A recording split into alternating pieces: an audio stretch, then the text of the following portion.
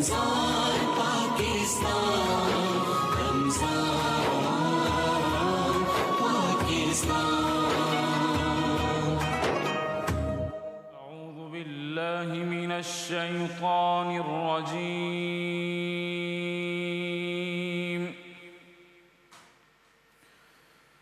بسم الله الرحمن الرحيم.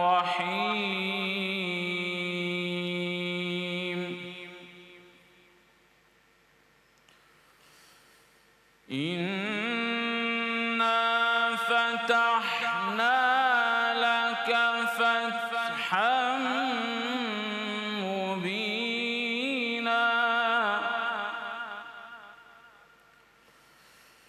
ليغفر لك الله ما تقدم من ذنبك وما تأخر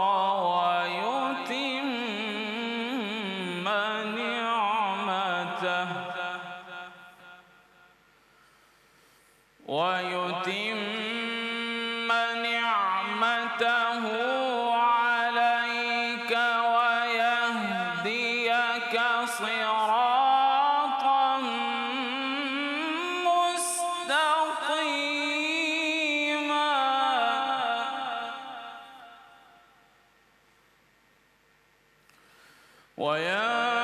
وينصرك الله نصرا عزيزا.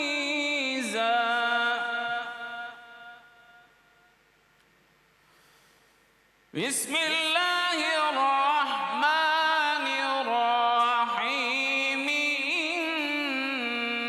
إنا فتحنا لك فتحا مبينا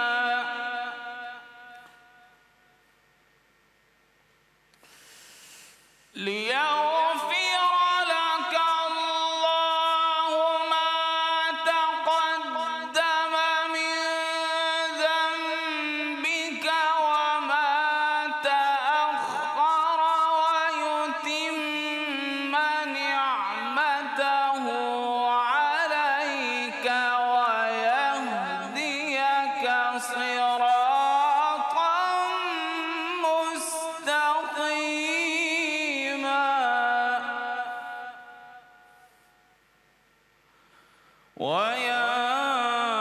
وينصرك الله نصرا عزيزا.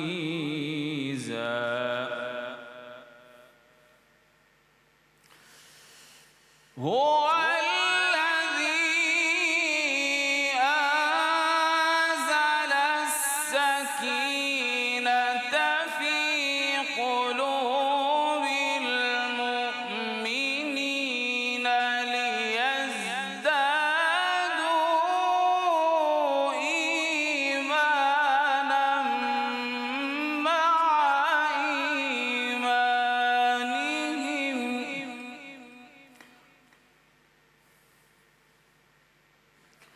ولله جنود السماوات والأرض.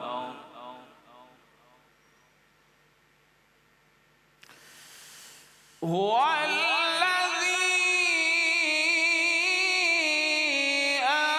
أنزل السكينة في قلوب المؤمنين ليزدادوا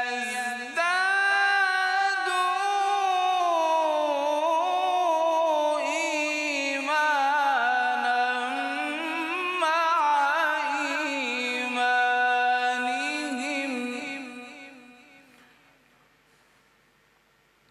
ولله جنود السماوات والأرض.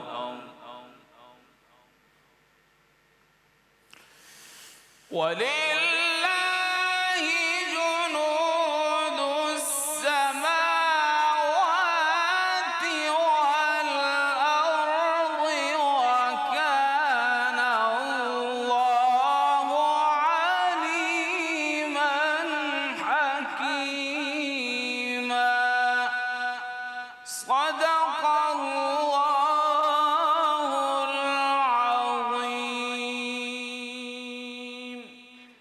شروع اللہ کے نام سے، اس پاک پروردگار کے نام سے جو بڑا مہربان اور نہایت رحم کرنے والا ہے۔ بے شک اے نبی، ہم نے آپ کو ایک کھلم کھلا فتح دی ہے تاکہ جو کچھ گناہ آگے ہوئے اور جو پیچھے سب کو اللہ تعالیٰ معاف فرمائے اور تجھ پر اپنا احسان پورا کر دے اور سیدھی راہ چلائے اور آپ کو ایک زبردست مدد دے۔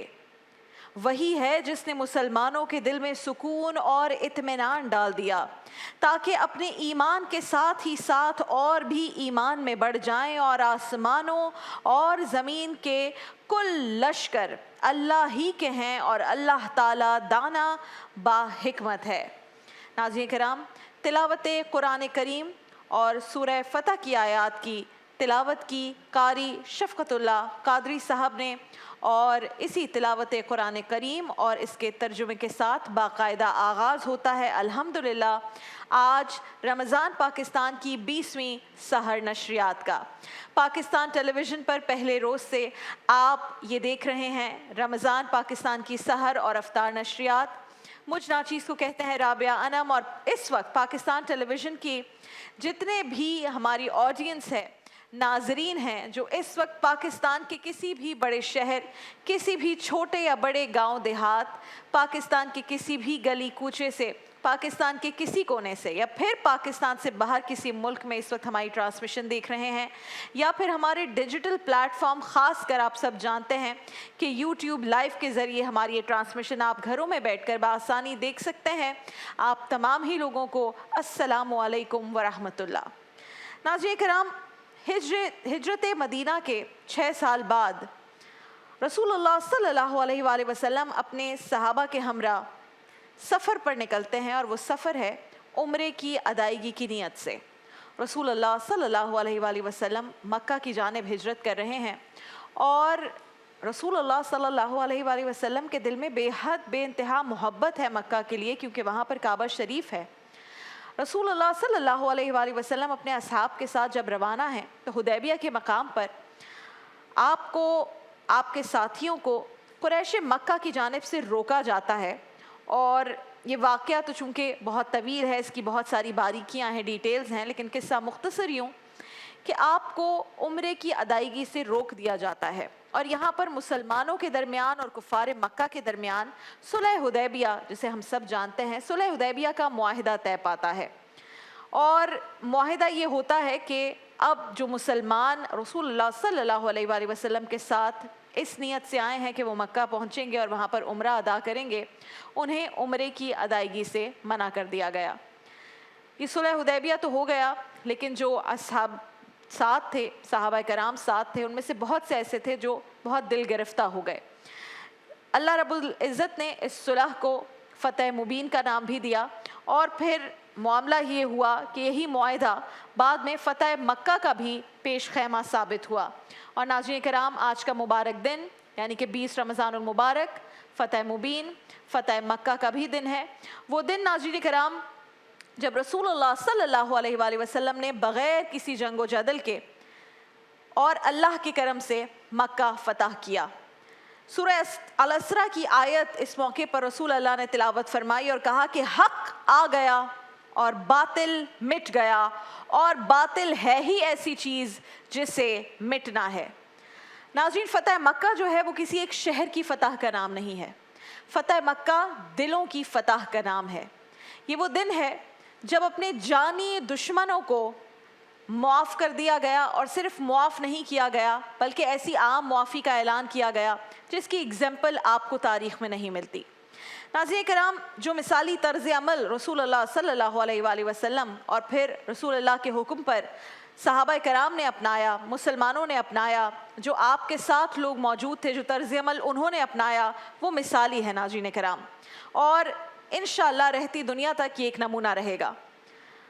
آپ صلی اللہ علیہ وآلہ وسلم نے جب مکہ فتح کیا، اور ہم بارہا وہ کہانی تو آپ کو سنا چکے ہیں کہ کیسے رسول اللہ داخل ہو رہے ہیں، اپنے اونٹ پر سوار ہیں، اور کیسے اپنے کندھوں کو جھکایا ہوا ہے. ایسے نہیں کہ کوئی جب کوئی بھی چیز کو فتح کرتا ہے کوئی لیڈر تو اس کے اندر ایک غرور اور تکبر ہوتا ہے. یہ تو آقائے دو جہاں ہیں, یہ رسول اللہ صلی اللہ علیہ وآلہ وسلم ہے, اور یہ رحمت للعالمین ہے, صرف رحمت للمسلمین نہیں ہے. آپ مکہ میں فاتح کی حیثیت سے داخل ہو رہے ہیں, لیڈر کی حیثیت سے داخل ہو رہے ہیں, لیکن آپ میں عاجزی ہے, انکساری ہے. اور پھر جیسے بڑھتے ہوئے آگے جب آپ نے اس موقع پر خطاب کیا تو آپ نے کہا کہ اللہ تعالیٰ نے بلا شبہ مکہ کو حرمت والا شہر بنایا ہے. یہ کسی انسان نے شہر کو حرمت والا شہر نہیں قرار دیا, اللہ تعالیٰ نے قرار دیا ہے. اور اس لیے کسی بھی شخص کے لیے جو اللہ تعالیٰ پر ایمان رکھتا ہے اور یوم آخرت پر ایمان رکھتا ہے, جائز نہیں کہ وہ اس شہر میں کسی کا خون بہائے اور نہ ہی سرزمین میں کوئی درخت کاٹے. فتح مکہ ناظرین کرام انسانیت کا وہ عظیم دن ہے جو چشم فلک نے وہ منظر بھی دیکھا جب حضرت بلال حبشی رضی اللہ تعالیٰ عنہ مکہ کی چھت پر جاتے ہیں اور آذان آواز بلند آواز میں وہ اذان دیتے ہیں.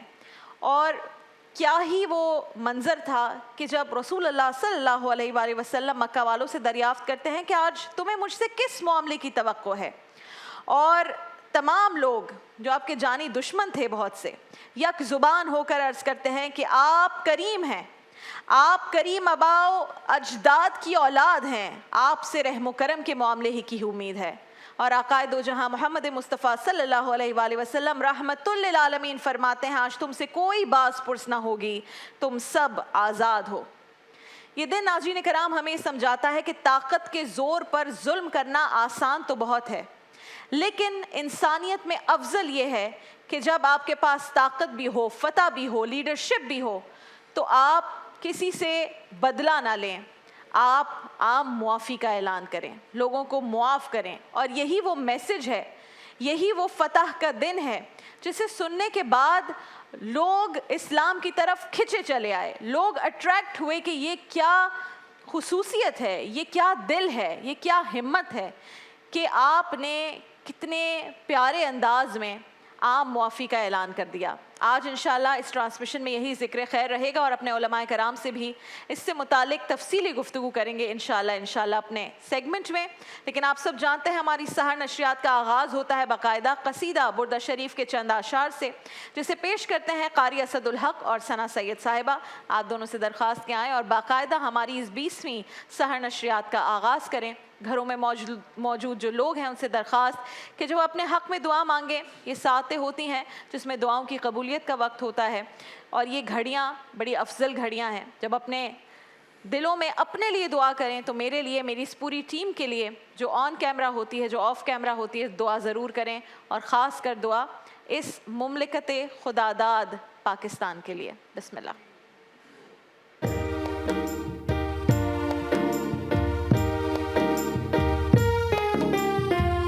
مولاي صل وسلم دائما أبدا على حبيبك خير الخلق كلهم.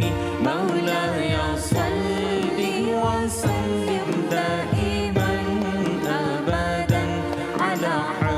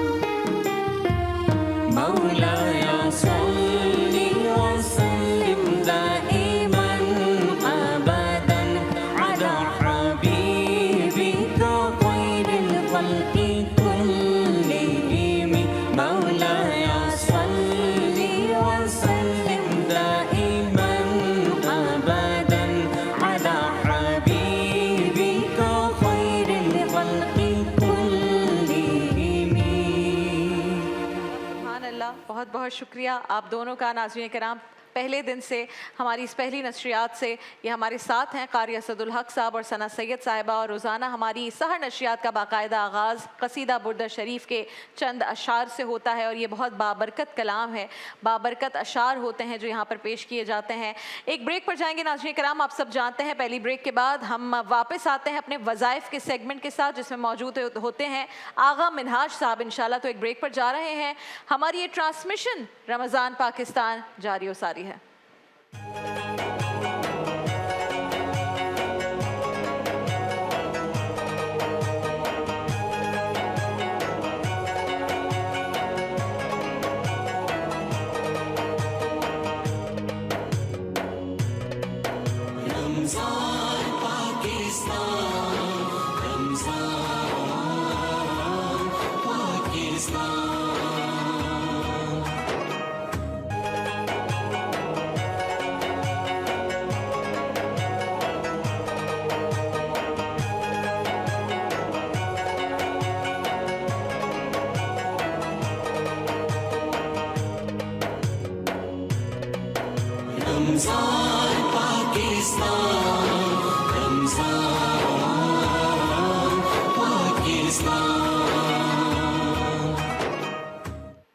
ویلکم بیک ناظرین کرام، رمضان پاکستان کی سحر نشریات میں ہم موجود ہیں، اور ہمارا پہلا سیگمنٹ آپ سب جانتے ہیں وظائف کا ہوتا ہے، اور اس سیگمنٹ میں مجھے جوائن کرتے ہیں روزانہ آغا منہاج صاحب۔ کسی تعارف کے محتاج نہیں ہے، کوئی بھی آپ کا مسئلہ ہو آپ وہی دریافت کر سکتے ہیں۔ یہاں پر آپ کو دعائیں اور وظیفے بتائے جائیں گے قرآن اور اس کی آیات سے۔ تو آج کا سیگمنٹ باقاعدہ اسٹارٹ کرتے ہیں۔ السلام علیکم آغا صاحب۔ وعلیکم السلام ورحمۃ اللہ۔ آغا صاحب، دوسرا عشرہ مکمل ہو رہا ہے الحمدللہ آج، اور اسی بارے میں ہم نے بات بھی کی کل کی بھی ٹرانسمیشن میں۔ جو پہلا سوال ہمارے پاس آیا ہے وہ ایک ماں کا ہے، ایک دکھیاری ماں ہے، تکلیف میں ہے۔ وہ ماں کہتی ہے کہ میرا بیٹا قرآن اور نماز سے بہت دور ہے، حتیٰ کہ جمعہ اور عید کی بھی نمازیں نہیں پڑھتا۔ کوئی ایسی دعا یا وظیفہ بتا دیں کہ بچہ جو ہے وہ نمازیں پڑھنا شروع ہو جائے۔ ہم نے اس سے پہلے اپنے علماء کرام سے اس پر ایک دن گفتگو کی، تو بڑی خوبصورت بات سامنے آئی کہ پہلے تو تعارف کروائیں اللہ کا اپنے بچے کو، کہ اللہ تعالیٰ کے بارے میں بتائیں، اسے پڑھائیں، اور کوئی بات نہیں، اگر وہ انٹرسٹ نہیں لے رہا، اگر وہ سننا نہیں چاہتا، اگر وہ بات نہیں کرنا چاہتا، آپ اس کے کانوں تک اللہ کا کلام پہنچائیں، اور جتنا ہو سکے بلند آواز میں پڑھا کریں۔ میرے خیال میں ترجمہ اسے بتائیں، ترجمے کے ساتھ اس کو قرآن پڑھنے کی آپ جو ہے نا تلقین کریں، اس میں شوق پیدا ہوگا۔ جب وہ بات سمجھے گا کہ اللہ تعالیٰ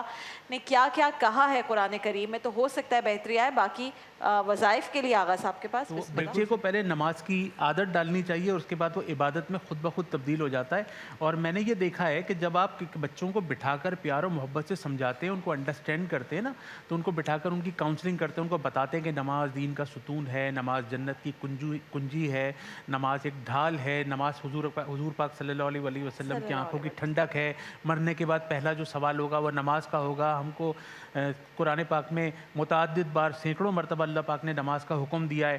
تو جب آپ بٹھا کر اپنے بچے کو سمجھائیں گے اور پریکٹس کریں گے، اس کے ساتھ کھڑے ہو کے اس کو مسجد میں اس کا والد لے کے جائے، اس کے رشتہ دار اس کو لے کے جائیں، اس کو تکبیر اولیٰ کے ساتھ نماز کی عادت ڈالیں، اس کو قرآن پاک کی ترجمے کے ساتھ پڑھنا سکھائیں، اس کو سمجھانا پڑے گا، اس کو تبلیغ کرنی پڑے گی، اس کی کاؤنسلنگ کرنی پڑے گی، تو انشاءاللہ تبارک و تعالیٰ بچہ راہ راست پہ آ جائے گا، وہ نماز بھی پڑھنے لگے گا، قرآن پاک کی تلاوت بھی کرنے لگے گا۔ سورہ فاتحہ کی جو آیت نمبر 5 ہے نا، اہدنا الصراط المستقیم، اہدنا الصراط المستقیم، اہدنا الصراط المستقیم، یہ ہر نماز کے بعد 100 مرتبہ پانی پہ دم کر کے اگر اس بچے کو پلائیں گے، انشاءاللہ تبارک و تعالیٰ آپ دیکھیں گے دنوں میں فرق پڑے گا۔ اور سورہ بقرہ کی آیت نمبر 5، اولئک علی ھدی من ربہم واولئک ھم المفلحون، یہ عشاء کے بعد 313 دفعہ پڑھیے، بچے پہ دم کیجیے، پانی پہ دم کیجیے۔ اور اس کے اندر ایک اور وظیفہ بھی میں آپ کو بتاتا ہوں، اگر آپ کو کہیں سے اجوا کھجور مل جائے تو یہ دونوں وظیفے اجوا کھجور پہ دم کریں اور بچے کو کھلانا شروع کر دیں۔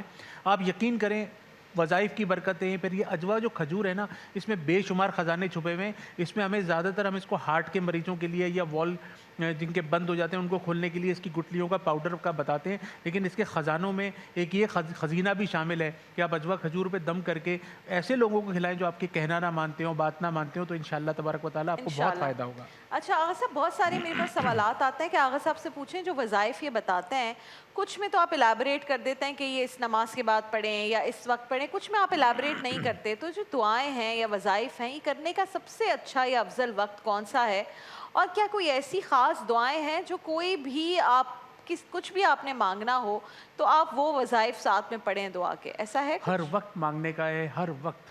کہتے ہیں شب جمعہ حدیث مبارکہ کے مفہوم کے مطابق جمعرات کی رات شب جمعہ سے لے کے جمعے تک یہ ایسا 24 گھنٹے میں ایک ایسی گھڑی ایک ایسا وقت ہوتا ہے کہ اللہ تبارک و تعالیٰ سے آپ اس وقت جو بھی دعا مانگیں گے نا وہ قبول ہوگی. 24 گھنٹے میں کوئی ایسا وقت. تو کہتے ہیں جب بھی بات کرو اچھی بات کرو ورنہ خاموش رہو. جو چپ رہا اس نے فلاح پائی.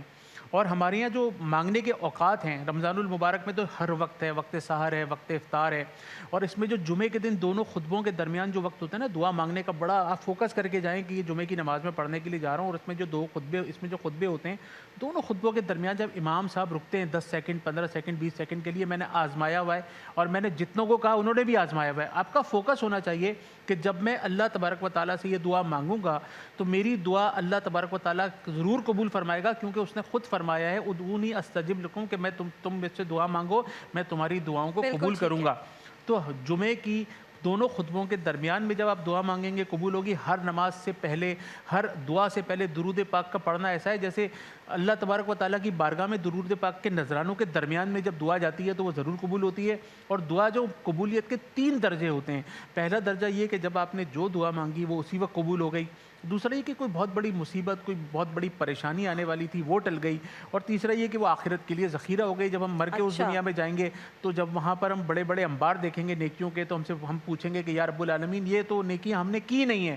تو پروردگار فرمائے گا کہ یہ وہ تمہاری دعائیں ہیں جو آخرت کے لیے ذخیرہ کر دی تھیں, وہاں دعا تمہاری قبول نہیں کی تھی. تو ہم سوچیں گے کاش ہماری دنیا میں کوئی بھی دعا قبول نہ ہوئی ہوتی. تو ہر وقت دعا کا ہے, اور خاص طور پہ یہ جو اوقات ہیں وقت سحر وقت افطار, اس میں کثرت سے آپ درود پاک پڑھ کے اللہ تبارک و تعالیٰ سے دعا مانگیے. اچھا جو توہم پرستی ہے آغا صاحب یہ بھی بہت زیادہ ہے ہمارے تو سب کانٹیننٹ میں ہی بہت زیادہ ہے, پاکستانی معاشرے میں بہت زیادہ ہے. لوگ کہتے ہیں جی میری سیدھی آنکھ پھڑک رہی ہے تو یہ ہو جائے گا, الٹی آنکھ پھڑک رہی ہے یہ ہو جائے گا, ہاتھ میں خارش ہے تو کیا پیسہ آئے گا یا جائے گا, گھر سے نکلتے ہوئے کالی بلی نے راستہ کاٹ لیا تو اب میرا کیا ہوگا.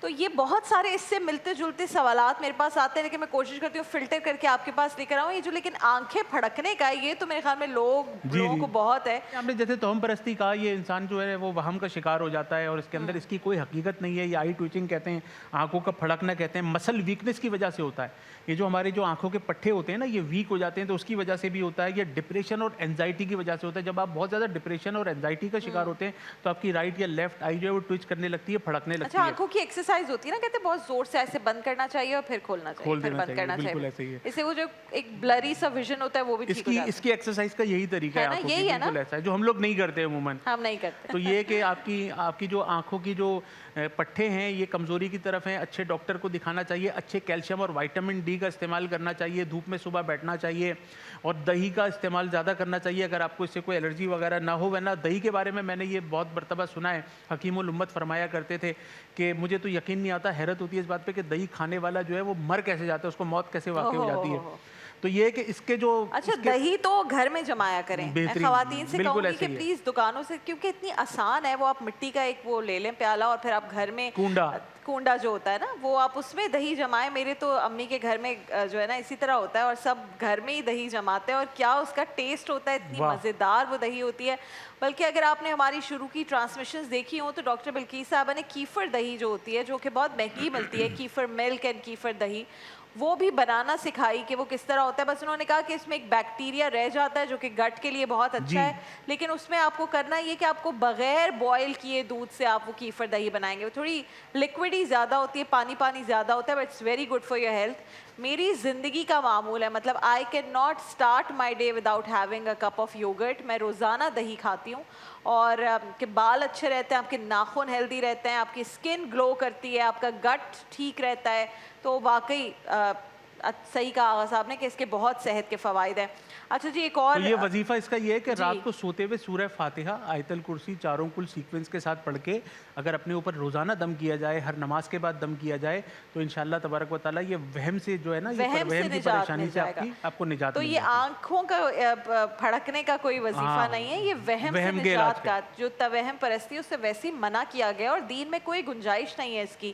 آخری جو سوال ہے آغا صاحب وہ برین ٹیومر کے پیشنٹ سے متعلق ہے. فیملی میں ان کے برین ٹیومر کے پیشنٹ ہیں اور وہ کہتے ہیں اس مرض سے شفا کے لیے کوئی دعا یا وظیفہ بتا دیجیے. علم نشرہ, سورہ علم نشرہ 33 مرتبہ 33 ٹائمز ہر نماز کے بعد, اور 29 مرتبہ سورہ کوثر 29 مرتبہ 29 ٹائمز سورہ کوثر اور 33 ٹائمز علم نشرہ 33 ٹائمز 33 دفعہ سورہ علم نشرہ اور 29 ٹائمز سورہ کوثر. تو یہ ایسا بہت وظیفہ آسان ہے ہے اور الحمدللہ ہر مرض کے لیے, خاص طور کیا پہ بات برین ہے. ٹیومر کے لیے, کینسر کے لیے, ہیپاٹائٹس اچھا. کے لیے, لا علاج امراض کے لیے کہ جس کو ڈاکٹر جو ہے نا وہ نہیں پکڑ پا رہے اور آپ ڈاکٹر بدل رہے ہیں بار بار اور اس کے علاج کی طرف نہیں آ پا رہے, تو یہ وظیفہ سب سے اچھا ہے. اور دوسرا یہ کہ بار بار ہم سے پوچھا جاتا ہے کہ یہ 1.25 لاکھ آیت کریمہ اور 1.25 لاکھ مرتبہ یا سلاموں کا وظیفہ کیا ایسے معاملات میں کرنا چاہیے؟ جی بالکل کرنا چاہیے. معاملات نہ بھی ہوں تب بھی کرنا چاہیے. درود خوانی کا وظیفہ ہو یا سلاموں کا ختم ہو, اچھا آغا صاحب, گھر کچھ کے لوگوں لوگوں میں کو نے بیٹھ کہتے کر یہ سنا پڑھنا ہے کہ چاہیے. جو آیت کریمہ کا وظیفہ بہت زیادہ لوگ کرتے ہیں اور لوگوں کو بلا کر گھروں میں پڑھتے ہیں, اس کی ایک انرجی ہوتی ہے بڑی اسٹرانگ, یہ کوئی یہ غلط بات ہے؟ دور کیا جاتا ہے, غلط بات کی جاتی ہے. آیت کریمہ لا الہ الا انت, آیت کریمہ, اس کو نام ہی آیت کریمہ کا دیا گیا کہ کیسے ہم کو اس کے پڑھنے سے ہمیں نقصان ہو کیسے سکتا ہے کہ لوگ کہیں کہ اس کو پانی میں بیٹھ کے پڑھنا چاہیے, پیر بھگو کے پڑھنا چاہیے, ٹب میں بیٹھ کے پڑھنا چاہیے. یہ بھی وہی توہم پرستی ہے, بالکل غلط بات ہے. جتنا ہو سکے یہ بہترین استغفار ہے. حضرت یونس علیہ السلام کی دعا ہے, اس کو تو کثرت سے پڑھنا چاہیے. لا الہ الا انت سبحانک انی کنت من الظالمین پڑھنے کے لیے یہ راتیں ہیں. بہت بہت شکریہ آپ کا, اور آپ کے جو بھی سوالات ہو آپ لکھ کر بھیج سکتے ہیں. میرا جو انسٹاگرام اکاؤنٹ ہے رابعہ نعیم عبید, اس پر, آغا صاحب کے فیس بک کا اکاؤنٹ ہے اس پر بھیج سکتے ہیں, بلکہ P T V home official کا جو انسٹاگرام فیس بک کا اکاؤنٹ ہے وہاں پر بھی آپ ہمیں میسیجز بھیج سکتے ہیں. آپ کے میسیجز کو انشاءاللہ ہم شامل کریں گے پروگرام کے سیگمنٹ میں. فتح مکہ کا دن ہے, فتح مبین, اس پر ذکر کر رہے ہیں ہم آج اپنی اس پوری ٹرانسمیشن میں. کیا خاص باتیں ہیں اس دن کے حوالے سے جو ہمارے علماء کرام ہم سے شیئر کرنا چاہیں گے, انشاءاللہ ایک بریک کے بعد ہم دیکھیں گے, ان سے گفتگو کریں گے. یہ ہماری ٹرانسمیشن رمضان پاکستان جاری و ساری ہے.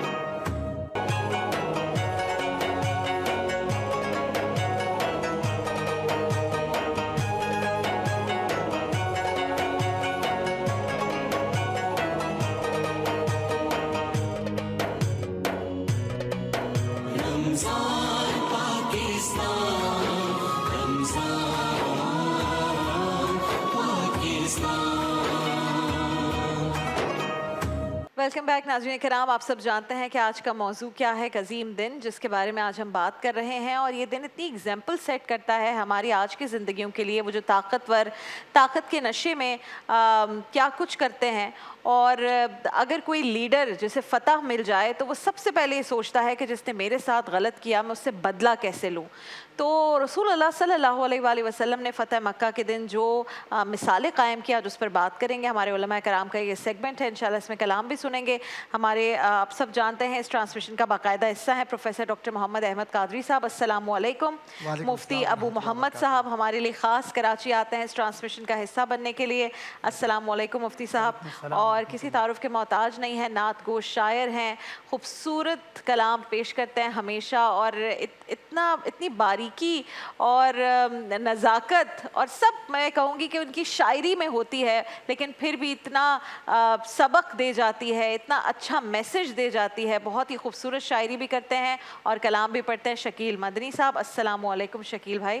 آغاز کریں گے آج کی ڈسکشن کا آپ دونوں کی اجازت سے. پروفیسر صاحب آپ سے گفتگو کا آغاز. مکہ جو شہر امن ہے, رسول اللہ صلی اللہ علیہ وآلہ وسلم کا پسندیدہ شہر ہے, میں چاہتی ہوں شروع اس بات سے کریں کہ ایسی کیا وجوہات تھیں کہ رسول اللہ کو مکہ چھوڑنا پڑا, اور پھر اس کے بعد ظاہر ہے صلح حدیبیہ اور جو بھی ہے ترتیب, اس سے ہم بات کریں گے. بسم اللہ.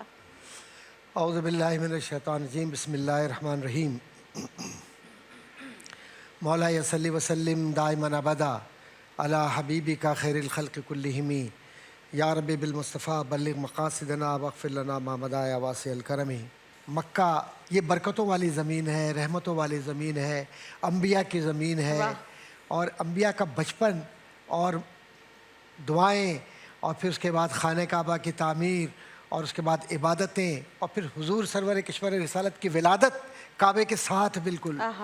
تو یہ ساری کیفیات مکہ معظمہ کی ہے، اور یہ مکہ وہ ہے سبحان اللہ کہ جس کی گھاٹیاں پکار پکار کر رحمتوں کی طرف بلاتی ہیں لوگوں کو۔ کیا بات، وہ لوگ جو کفر و شرک کی طرف تھے، برائیوں کی طرف تھے، نفرتوں کی طرف تھے، عصبیتوں کی طرف تھے، اور جو اپنے نسل پر اور اپنے آپ پر فخر کی بنیاد پر یہ کہا کرتے تھے کہ ہم سے بڑھ کر کوئی نہیں، میرے رسول نے اسی زمین سے جب کلمہ طیبہ کی شہادت دی اور رب کی وحدانیت کی طرف لوگوں کو بلایا، تو یہ زمین تو محبت کرنے والی زمین تھی سرکار سے، لیکن اس کے رہنے والے چونکہ کفر کے علمبردار تھے وہ آپ کے دشمن ہو گئے۔ اللہ اور یہ وہ مکے کی کہانی ہے جس کو طوالت کے ساتھ اگر بیان کیا جائے تو میرا خیال ہے کہ ہزاروں پروگرام آپ کے ختم ہو جائیں گے۔ اور وہ زمین جو چٹیل تھی، سخت تھی، لیکن حضور کریم صلی اللہ علیہ وسلم پر جس طریقے سے محبتوں کے نذرانے اللہ تبارک و تعالیٰ نے وہاں بھیجے، غار حرا اس کی سب سے بڑی گواہ موجود ہے۔ اور یہ جو کلمہ طیبہ کی بنیاد پر جب یہ کہا کہ یہ لات، منات، عزا، حبل، یہ فلاں فلاں، یہ جو تم اپنے تراشیدہ اصنام کی جانب رغبت کر کے یہ کہتے ہو کہ یہ ہمارے خدا ہیں، یہ ہمیں دے سکتے ہیں، سوائے رب کے کوئی نہیں دے سکتا، یہ عقیدہ وحدانیت ہے۔ اور سوائے رب کے جو ندا تم دیتے ہو اپنے بتوں کو، تراشیدہ اصنام کو، یہ سوائے گمراہی کے تمہیں کچھ نہیں دے سکتے، بربادی کے علاوہ کچھ نہیں دے سکتے۔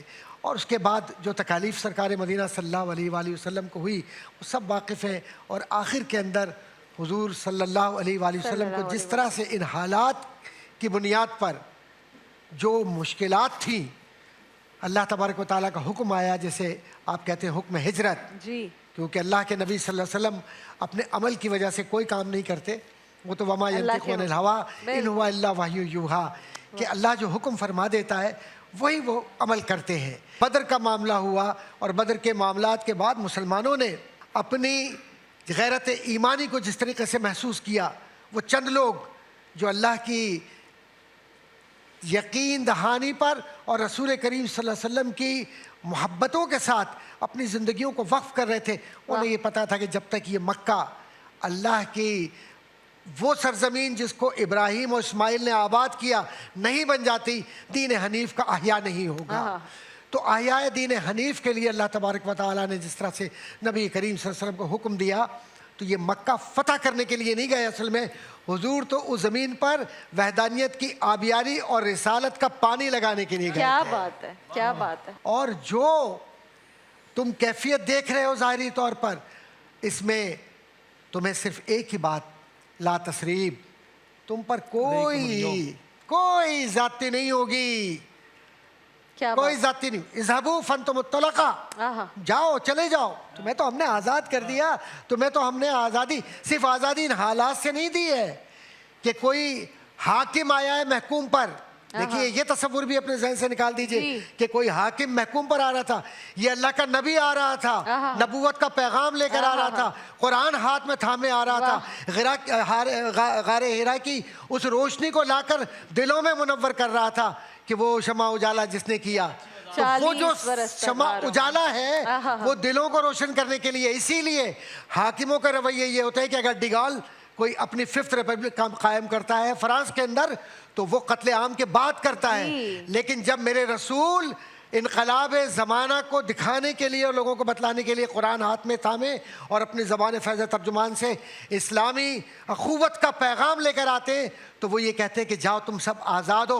اس لیے آزاد ہو کہ جب تمہیں رب نے غلام نہیں بنایا تو میں تمہیں کیسے غلام بناؤں گا۔ اور یہ آزادی کا پروانہ جو آج کی تاریخ تک سرور کشور رسالت صلی اللہ علیہ وسلم نے دے دیا، دنیا کی کوئی تاریخ نہیں دے سکتی۔ کیوں کہ افلاطون یہ کہتا ہے کہ غلامی لازمی ہے اور ریاست کا ادارہ ہے۔ اسی لیے کنگ فلاسفر سلیوری اور جو سولجر کلاس ہے اس کی طبقاتی کشمکش کو اس نے بیان کیا۔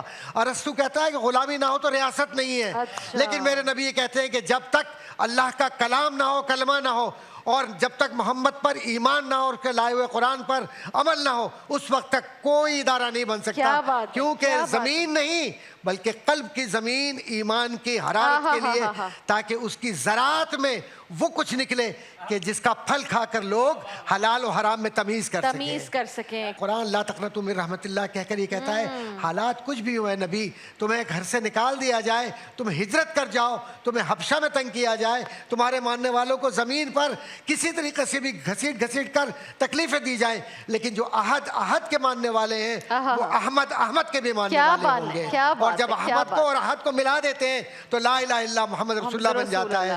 اور پھر یہ مکے کی زمین مساوات، اخوت، برادری، آزادی، حریت، عزت نفس اور بچیوں کو سینے لگا کر زندہ رکھا جاتا ہے، دفن نہیں کیا جاتا۔ اور پھر بچیوں کو یہ کہا جاتا ہے کہ فاطمہ جب میرے پاس آتی ہے تو وہ میری بیٹی ضرور ہے، لیکن میں عزت و احترام اس کو وہی دوں گا جو عورت کو دی جاتی ہے، اور قرآن عورت کی عزت و حرمت کو محفوظ کر کے بتلاتا ہے کہ ہم نے عورت کو صرف زبانی اعتبار سے عزت نہیں دی، ہم نے تو سورہ نساء نازل کر کے بتلا دیا کہ عورت کیا ہے۔ خواتین تو کوئنز ہیں، اسلام نے خواتین کو کوئنز والا مرتبہ دیا ہے، خواتین تو شہزادیاں ہیں، گھروں میں راج کرنے والی ہیں، اور کیا ہی بات ہے۔ مفتی صاحب، جنگوں کا جو مزاج ہے وہ تو یہ ہے کہ خون بہانے پر فخر کیا جاتا ہے، لیکن فتح مکہ نے تو تمام تر تاریخ ہی بدل دی۔ یہ جو طرز عمل تھا اس پر ذرا غور کیجئے گا۔ بسم اللہ۔ الحمدللہ رب المشرقین ورب المغربین والصلاة والسلام علی جد الحسن والحسین، اما بعد، اعوذ باللہ من الشیطان الرجیم، بسم اللہ الرحمن الرحیم، انا فتحنا لک فتحا مبینا، صدق اللہ مولانا العظیم۔ بہت خوبصورت عنوان ہے، مگر وقت کے دامن میں جگہ بہت مختصر ہوتی ہے تو بہت کچھ بولنے اس کا بڑا خیال رکھنا پڑتا ہے۔ بندہ آگے سب سے پہلے یہ سوچنے پہ مجبور ہوتا ہے کہ کون سی بات چھوڑی جائے اور کسے چھیڑا جائے۔ گزارش یہ ہے کہ فتح مکہ کا جو عنوان ہے، اسلام کے دامن میں یہ وہ عظیم الشان غزوہ ہے، وہ وقوعہ ہے کہ اس میں آقا دو عالم صلی اللہ علیہ وآلہ وسلم نے علاقے یا قصبے یا لوگوں کو فتح نہیں کیا، قلوب فتح فرمائے، دلوں کو فتح کیا ہے۔ اور یہاں بہت عجیب بات یہ ہے کہ صرف یہ علاقہ فتح نہیں ہوا، مکہ فتح نہیں ہوا، یہاں جتنے صحابہ اکرام نے اس غزوے میں شرکت کی، 10,000 صحابہ کا لشکر تھا، وہ 10,000 صحابہ اکرام کا ایک ایک واقعہ ہے، اور ہر صحابی کی سیرت کا الگ دیوان لکھا جا سکتا ہے۔ آپ یہاں سے دیکھیں کہ آقا نامدار صلی اللہ علیہ وسلم جب 10,000 صحابہ کے ساتھ، آج یہاں 500 بندہ کسی کے ساتھ جمع ہو جائے تو وہ پھولے نہیں سما پاتا، مگر حضور نبی کریم علیہ السلام جو امام الانبیاء ہیں، امام الرسل ہیں، نبیوں کے نبی ہیں، بعد از خدا بزرگ توئی قصہ مختصر ہیں، وہ آقا دو عالم صلی اللہ علیہ وسلم جب 10,000 صحابہ کے لاؤ لشکر کے ساتھ مکہ میں جا رہے ہیں تو جانے کا اسٹائل کیا ہے، طریقہ کار کیا ہے۔ کچھ باتیں ایسی ہوتی ہیں وہ الفاظ سے سمجھ آتی ہیں، کچھ اشاروں سے سمجھ آتی ہیں۔ حضور جب جانے لگے تو جس سواری پر سوار ہیں اس کی کوہان کے ساتھ حضور کا سر جھک رہا ہے، سر لگا ہوا ہے، یعنی اتنی عاجزی کے ساتھ داخل ہو رہے ہیں، تکبر کا، تسنع کا، ریاکاری کا، دکھاوے کا دور دور تک کوئی نام و نشان نہیں ہے۔ اور پھر عجیب بات آپ دیکھیں، اس لاؤ لشکر میں اہل بیت بھی ہیں، صحابہ اکرام بھی ہیں، حضرت ابوبکر بھی ہیں، حضرت عمر بھی ہیں، حضرت عثمان بھی ہیں، حضرت علی بھی ہیں، ان کی آل اولاد بچے بھی ہیں، بڑے بڑے لوگ ہیں، 10,000 صحابہ، 10,000 کا لشکر۔ مگر تصور کیا جائے کہ آج آقا نامدار جب مدینے سے مکہ کو واپس فتح کرنے کے لیے آ رہے ہیں تو سواری پہ ساتھ کون بیٹھا ہوا ہے؟ ایک کالے رنگ کا بچہ، غلام کا بیٹا، غلام ابن غلام، حضرت اسامہ بن زید رضی اللہ تعالیٰ ساتھ بٹھا کر حضور کیا فرما رہے ہیں؟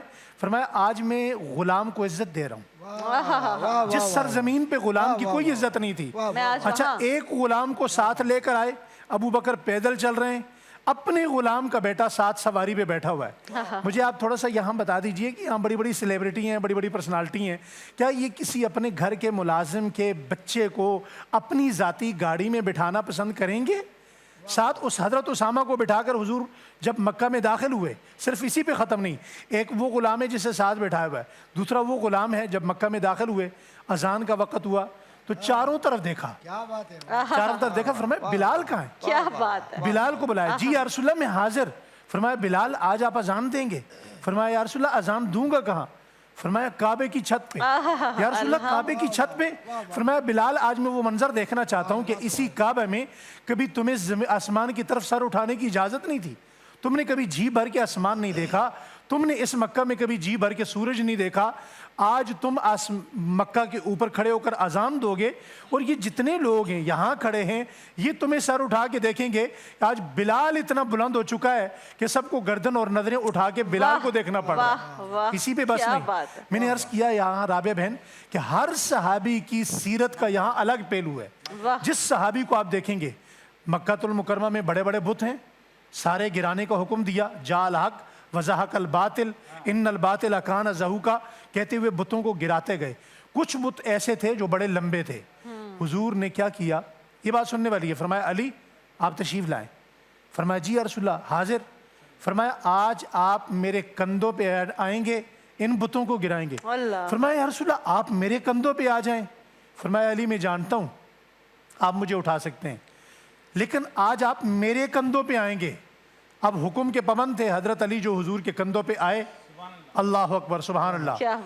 تو حضرت علی فرمانے لگے پہلے تو ان بتوں کو یوں دیکھنا پڑتا تھا، جب میں رسالت مآب کے کندھوں پہ آیا تو مجھے یوں لگنے لگا کہ اب آسمان کے ستارے بھی جھاڑنے آسان ہو گئے۔ اب یہاں منظر کیا ہے، حضرت علی جب حضور کے کندھوں پہ آئے تو قرآن کریم کی ایک آیت کریمہ کے ایک جملہ ہے، نور علی نور، نور علی نور، سبحان اللہ سبحان اللہ۔ اب جب یہاں کندھوں پہ آ گئے تو شاعر کیا کہتا ہے، کہتا ہے علی بردوش احمد چشم بددور، علی بردوش احمد چشم بددور، مانی عیاش نور علی نور۔ حضور مکہ سے نکلے، سامنے دیکھا تو حضرت عثمان کھڑے میں۔ کون سے عثمان؟ عثمان بن طلحہ۔ یہ وہ ہیں جن کے پاس حضور جاتے وقت فرما رہے تھے عثمان یار اجازت دے دو، مکہ کی چابی دے دو خانہ کعبہ کی، میں اندر سے دیکھ لوں، اب میں نے ویسے ہی یہاں سے چلے جانا ہے مدینہ۔ فرمایا یہ چابی نہیں دی جا سکتی۔ حضور آئے، فرمایا عثمان چابی لاؤ، چابی لے کر آئے تو جا فوراً دوڑ کے اپنی والدہ کے پاس گئے۔ فرمایا اماں جان میں نے کہا تھا نا کہ حضور نے کہا ایک دن یہ چابی تم اپنے ہاتھ سے مجھے دو گے، آج وہ دن آ چکا ہے۔ حضور چابی مانگ رہے ہیں، چابی کہاں ہے؟ اپنی والدہ سے چابی لی، چابی لا کر حضور کے ہاتھ میں دی۔ حضرت عثمان کی آنکھوں میں آنسو ہیں، عثمان بن طلحہ، کہ مجھ سے مکہ کی چابی لے لی گئی۔ حضور نے تالا کھولا، اندر گئے، واپس آئے اور یوں چابی ہاتھ میں لہرائی۔ فرمایا آج یہ چابی میں اسے دوں گا جو اس کا مستحق ہے۔ اور سب تھوڑا سا سلیقے کا انداز دیکھیے، نوازنے کا انداز دیکھیے۔ آج ہم اخلاق کی باتیں کرتے ہیں، سب زبانی الفاظ ہیں، سب زبانی جمع خرچ ہے، سب تصنع ہے، ریاکاری ہے، مگر کائنات کا یہ تاجدار انبیاء، اللہ اکبر، حضور نبی کریم علیہ الصلوۃ والسلام کیا فرماتے ہیں، یہ چابی اسے دوں گا جو اس کا مستحق ہے۔ اور سب آس پاس اور منتظر سب دیکھ رہے ہیں کہ یہ چابی کسے ملے گی، کون ہوگا وہ خوش ہاں جی۔ فرمایا یہ چابی میں اسے دوں گا کہ قیامت تک اس کے قبیلے کے پاس یہ چابی موجود ہوگی۔ دوبارہ عثمان بن طلحہ کو بلایا، فرمایا عثمان اس پورے مجمع میں تم ہی اس کے مستحق ہو کہ یہ چابی تم ہی دی جائے۔ کچھ عرصہ پہلے میرا جانا ہوا، وہ چابی ہاتھ میں لینے کا موقع ملا، دیکھنے کا موقع ملا۔ الحمدللہ میں پاکستان کا شاید چوتھا پانچواں وہ آدمی ہوں جسے یہ اعزاز حاصل ہے کہ جس کے لیے روزے رسول کی جالی کھلی، اور الحمدللہ اللہ نے جانے کا موقع دیا، بہت کچھ دیکھا وہاں پہ۔ وہ چابی جب میں نے دیکھی میں نے کہا یہ چابی تھی جسے رسول اللہ نے اپنے ہاتھ میں پکڑا تھا، جسے رسول اللہ نے اپنے ہاتھ میں لے کر دیا تھا۔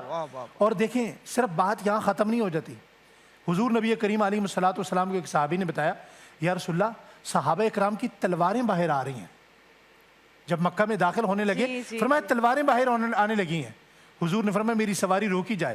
ایک روایت یہ ہے کہ آپ نے سواری ہی پر کھڑے ہو کر خطبہ دیا بیٹھ کر، ایک روایت یہ ہے کہ آپ نیچے اترے اور آپ نے حضرت علی کے اور حضرت بلال کے کندھے پہ دونوں ہاتھ رکھے اور آپ نے خطبہ دیا۔ فرمایا میرے صحابہ یہ تلواریں آج نیام سے نکلنے کا نہیں، نیام میں جانے کا دن ہے۔ آج بدلے کا دن نہیں ہے، آج معافی کا دن ہے، آج رحم کا دن ہے، آج پیار کا دن ہے، آج گلے لگانے کا دن ہے، آج زخموں کو بھرنے کا دن ہے۔ حضور نے فرمایا تلواریں نیام میں ڈال دو۔ بات اسی پہ ختم نہیں ہو جاتی۔ صحابہ کرام نے کہا یا رسول اللہ آگے کتیا نے جانور ہے، اس نے بچے دے رکھے ہیں۔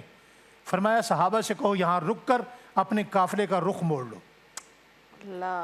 جس نبی نے ایک جانور کے بچوں کی پیدائش پر اپنے قافلے کا رخ موڑ لیا، اس نبی کے دین میں کتنا امن ہوگا، اس نبی کے دین میں بیٹی کا کیا مقام ہوگا، اس نبی کے دین میں بوڑھے کا کیا مقام ہوگا، اس نبی کے دین میں باپ کا کیا مقام ہوگا، اس نبی کے دین میں غریب کا کیا مقام ہوگا۔ یہی تو وجہ تھی نا جی۔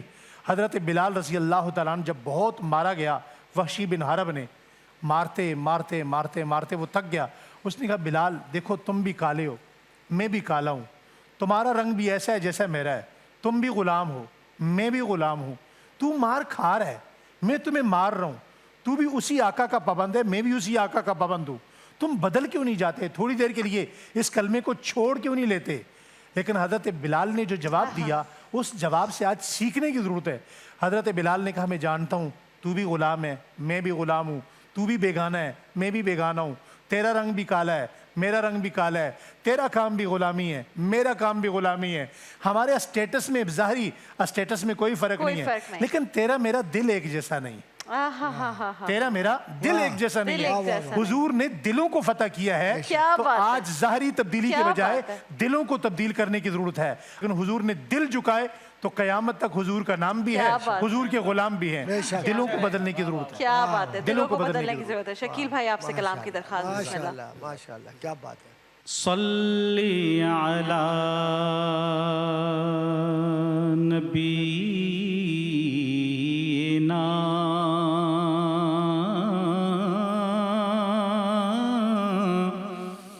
صلی علی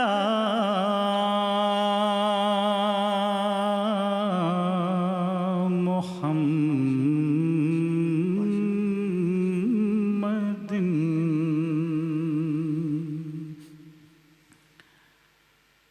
سوز دل چاہیے سوز دل چاہیے چشم نم چاہیے سوز دل چاہیے چشم نم چاہیے اور شوق طلب معتبر چاہیے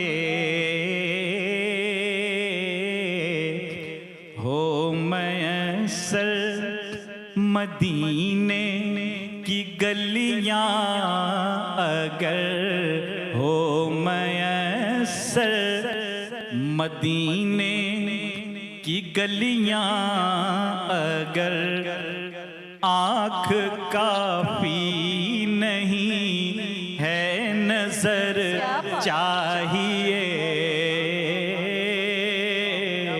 سوز دل چاہیے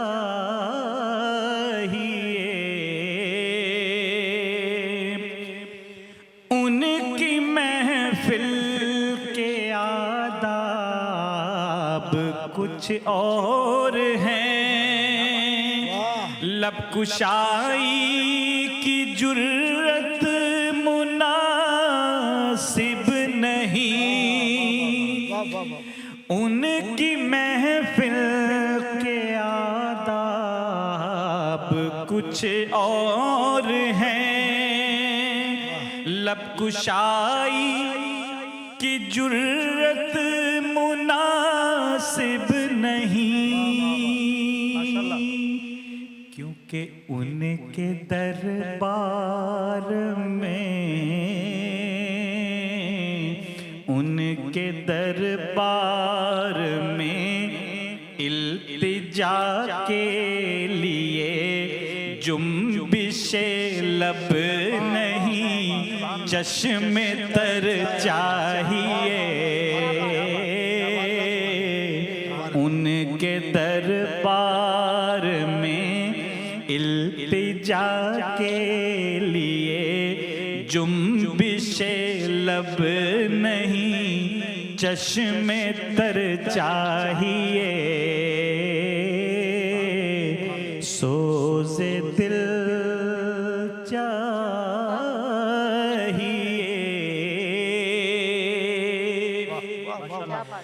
گوشہ گوشہ مدینے کا پر نور ہے سارا ماحول جلووں سے معمور ہے گوشہ گوشہ مدینے کا پر نور ہے سارا ماحول جلووں سے معمور ہے شرط یہ ہے کہ زر پہ نظر چاہیے شرط یہ ہے کہ زر پہ نظر چاہیے دیکھنے کو کوئی دیدہ چاہیے شرط یہ ہے کہ زر پہ نظر چاہیے دیکھنے کو کوئی دیدہ چاہیے سوز دل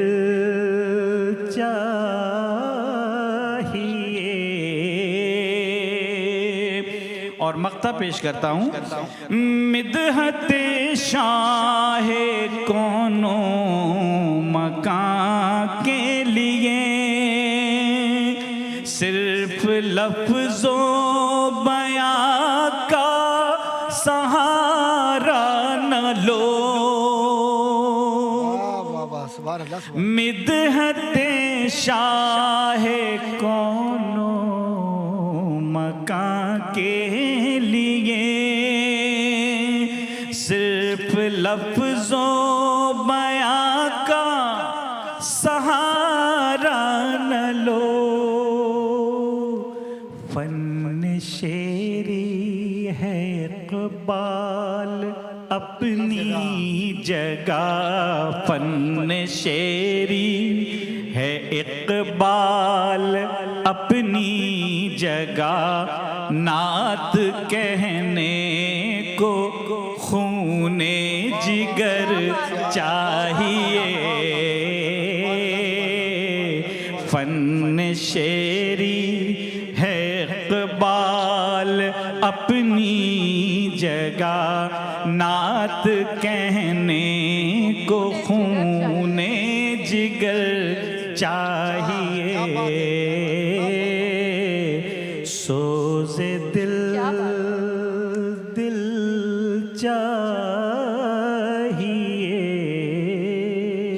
سبحان اللہ ماشاء اللہ ماشاء اللہ اللہ آپ کو اس کا اجر دے ناظرین کرام ایک بریک پر جا رہے ہیں بریک سے واپس آئیں گے تو مقابلہ تقریر ہوگا ہمارے معزز مہمان بن جائیں گے ججز انشاءاللہ ایک بریک کے بعد دوبارہ حاضر ہوتے ہیں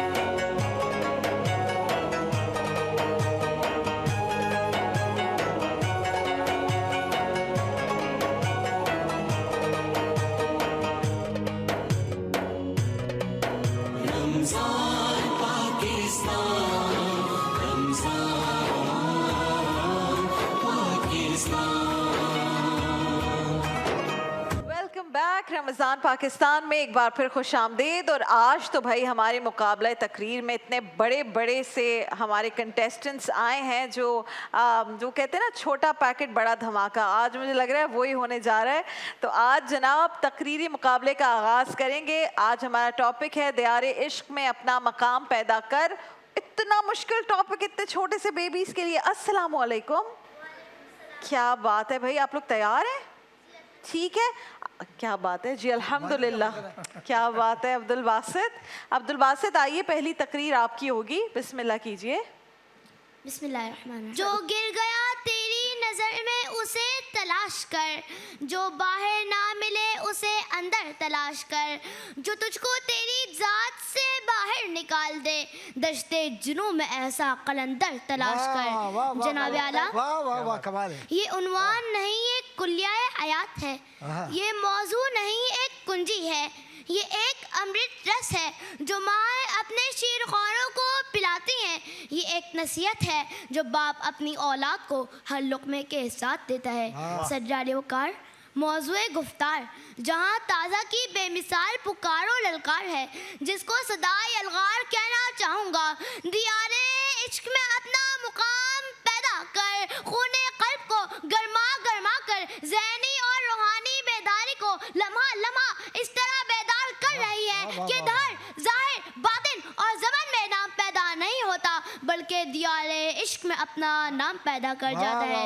سجاد وقار, اگر دیار عشق میں اپنا مقام پیدا کرنا ہے تو دیار عشق میں اپنا مقام نبی کی سیرت کو اپنا کر پیدا کر, صدیق کی صداقت کو اپنا کر پیدا کر, عمر کی للکار کو اپنا کر پیدا کر, علی کی شجاعت کو اپنا کر پیدا کر, عثمان کی سخاوت کو اپنا کر پیدا کر, اور غزہ کے معصوم اور بے گناہ مسلمانوں کی شہادت اور استقامت کو دیکھ کر پیدا کر. جناب اعلیٰ, جو اپنی جبی کو زمین تک لے جانے میں سستی اور کاہلی کا مجسمہ بننا چاہتا ہے, جو صدائے حق پر رکنا نہیں چاہتا, جو ذات خودی میں گم ہونا نہیں چاہتا, جو رضا الہی کی رضا پر رہنا نہیں چاہتا, جو اپنی ہستی کو مٹا کر گل گلزار بننا نہیں چاہتا, تو دیار عشق میں اپنا نام کیسے پیدا کر سکتا ہے. جناب اعلیٰ, طائر لاہوت بن کر دیار عشق میں اعتبار تشخص نہیں بنتا. انا کی جنگ سے جیت کر, جب تاریکی اور شیطانیت کو شکست دے کر, جب منزل مقصود کی طرف بڑھیں گے تو رب بھی ہماری مدد کو بڑھے گا, اور پھر خدائے بزرگوں برتر اسے مقام الہی, رتبہ سلطانی, حاکم پاسبانی اور وجود حیات جاویدانی بنا دیتا ہے. اور پھر اقبال کے الفاظ صادق آتے ہیں, دیار عشق میں اپنا مقام پیدا کر, نیا زمانہ نئے صبح شام پیدا کر, میرا طریق امیری نہیں فقیری ہے, خودی نہ بیچ غریبی میں نام پیدا کر. آپ کی سماعتوں کو بہت بہت شکریہ. کیا بات ہے جناب عبد الباسط صاحب, آپ تو چھا گئے. Well done, well done. جزاک اللہ. واہ واہ, ماشاء اللہ, کیا بات ہے. ربیہ بہن, دیکھیں کیا جذبے ان بچوں کے, ہمیں سیکھنا ہے ان بچوں سے. So proud, I am so proud. کیا بات ہے بھائی, کیا بات ہے. ماشاء اللہ. کرینہ آوان آئیے, بسم اللہ بیٹا.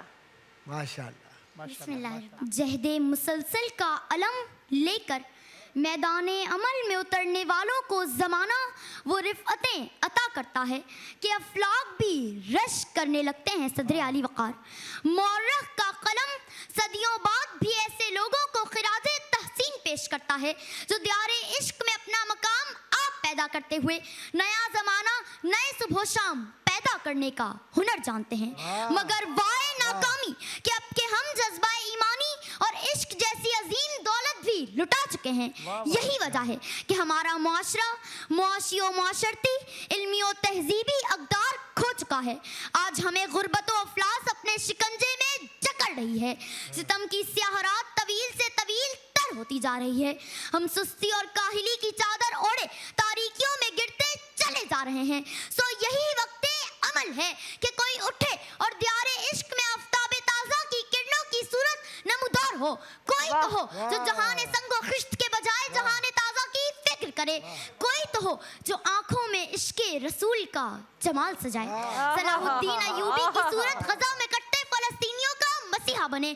کوئی تو ہو جو محمد بن قاسم کی صورت ہمیں محکومی کے اندھیروں سے نجات دلائے. کوئی تو ہو جو قائد اعظم محمد علی جناح کی صورت ہمیں غیروں کے تسلط سے آزادی دلائے. کوئی تو ہو جو ڈاکٹر عبد القدیر خان اور ایدھی کی صورت ہمیں انسانیت کے استحکام اور فلاح و بہبود کا کام کرتے ہوئے دیار عشق میں اپنے زندہ ہونے کا ثبوت دے, تاکہ ایک بار پھر ناممکنات کے سمندر میں ممکنات کے کنول کھلنے بننے لگیں تاکہ ایک بار پھر خوشحال اور امن و سلامتی والی زندگی کی صورت کامیابی ہمارے قدم چومے. کیونکہ خواہش سے گرتے نہیں پھل جھولی میں. وقت کی شاخ کو میرے دوست ہلانا ہوگا, کچھ نہیں ہوگا اندھیروں کو برا کہنے سے. اپنے حصے کا دیا خود ہی جلانا ہوگا, اپنے حصے کا دیا خود ہی جلانا ہوگا. شکریہ. کیا بات ہے یار, کیا بات ہے یار, کیا بات ہے یار. اب یہ شریم تو بہت ہی بیبی ہے یار. شریم آ جاؤ. بسم اللہ الرحمن الرحیم. دیار عشق میں اپنا مقام پیدا کرنا, انسان کا اپنے دل کو محبت اور عشق کی راہوں میں جگہ دینا ہے صدر علی وقار. کہ دیار عشق میں ہر روز احساسات اور جذبات کی کچھ ایسی نئی کہانیاں پیدا ہوتی ہیں کہ پھر اپنے دل کو اس دیار عشق کا مقام دینے سے انسان کے دل میں علم و آگاہی, رہنمائی, فکر و تدبر جیسے درواہ ہوتے ہیں. تعلیم و تحقیق اور تجسس کے دروازے پر چابک بردار پہرے دار دیار عشق میں اپنا مقام پیدا کرنے کے لیے ہر دم چوکس رہتے ہیں کہ فطرت کو خیرت کے روبرو کر, تسخیر مقام رنگ و بو کر, بے ذوق نہیں اگرچہ فطرت, جو اس سے نہ ہو سکا وہ تو کر, جو اس سے نہ ہو سکا وہ تو کر. دیار عشق ایک سفر ہے جہاں ہر روشنی میں ایک نیا مقام پیدا ہوتا ہے. کہ صدر علی وقار جب کوئی دیار عشق میں اپنا مقام پیدا کرتا ہے تو مثنوی لکھ کر مولانا روم بنتا ہے. جب کوئی دیار عشق میں اپنا مقام پیدا کرتا ہے تو اپنی کشتیاں جلا کر قسطنطنیہ فتح کرنے والا سلطان محمد بن فاتح بنتا ہے. جب کوئی دیار عشق میں اپنا مقام پیدا کرتا ہے تو محبت کے باب میں حقیقت و فطرت بیان کرتا خلیل جبران بنتا ہے. جب کوئی دیار عشق میں اپنا مقام پیدا کرتا ہے تو غریبوں اور یتیموں کے سر پر دست شفقت رکھتا عبد الستار ایٹی بنتا ہے. جب کوئی دیار عشق میں اپنا مقام پیدا کرتا ہے تو آٹومیٹک وینٹیلیٹر بنا کر انسانی جانوں کی مسیحائی کرتا علی مرتضیٰ سولنگے بنتا ہے. تو کوئی 48 گھنٹوں میں رسی کا پل بنا کر سیلاب متاثرہ علاقوں میں آمد و رفت بحال کرتا واجد علی بنتا ہے. الغرض دیار عشق میں کوئی مریم مختار جلیلہ حیدر تو کوئی ظفر عباس بنتا ہے. کیا بات ہے. عشق کی ایک جست نے طے کر دیا قصہ تمام. عشق کی ایک جست نے طے کر دیا قصہ تمام.